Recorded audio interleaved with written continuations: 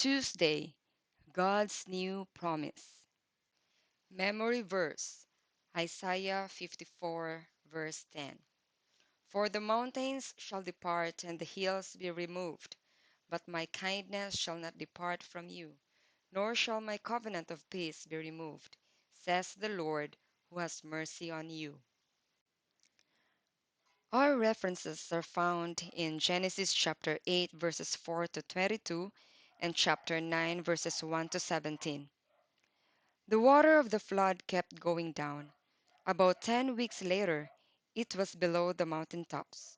Noah waited 40 more days before he tried to find out whether the flood water was gone.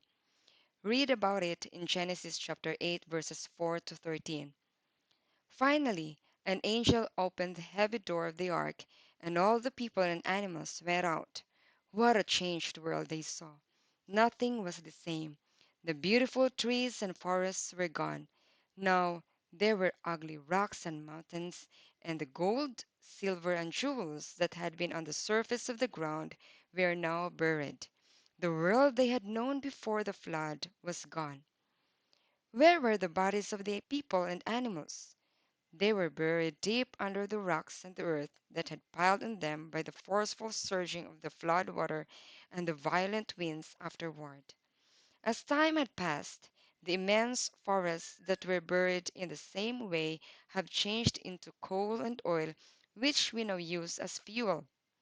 Just think, the gasoline we use in our cars is produced from what was buried because of the flood thousands of years ago. The first thing Noah did after leaving the ark was to offer a sacrifice to thank God for saving him and his family from the flood. God was pleased that they were grateful, and he promised there would never be again a flood of water like that.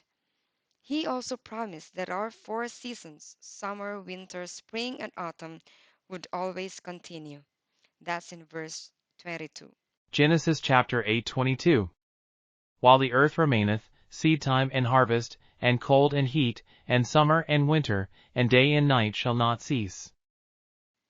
So, even though we still have floods and storms in many different places, there will never be another flood of water that will cover the whole world. God even gave Noah and his family a beautiful sign that he would keep his promise, and that sign is a rainbow. That is a sign we will still have. So, when we see a rainbow, we can always remember that the promise God made so long ago hasn't changed. He always keeps his promises. Genesis chapter 9 verses 12 to 15. Genesis chapter 9 verses 12 to 15. Starting with verse 12. And God said, This is the token of the covenant which I make between me and you and every living creature that is with you, for perpetual generations. Verse 13. I do set my bow in the cloud, and it shall be for a token of a covenant between me and the earth.